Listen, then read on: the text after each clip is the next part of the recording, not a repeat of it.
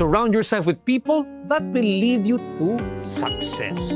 May malaking impact ang environment mo sa kung sino ka at kung saan ka makakarating sa buhay. If you surround yourself with positive people and with dreams, mas nagiging motivated ka na lumaban sa buhay. Sila ay yung magtutulak sa'yo to be the best version of yourself and to reach your full potential. Pero if you surround yourself with negative people, mahahawa ka. Kahit anong sipag mo, may hihila sa iyo pababa. Ang tamang environment ang tutulong sa iyo para maabot mo ang mga pangarap mo. So choose the people you surround yourself wisely. Kung gusto mong lumipad ng mataas, make sure na kasama mo ang mga taong marunong lumipad.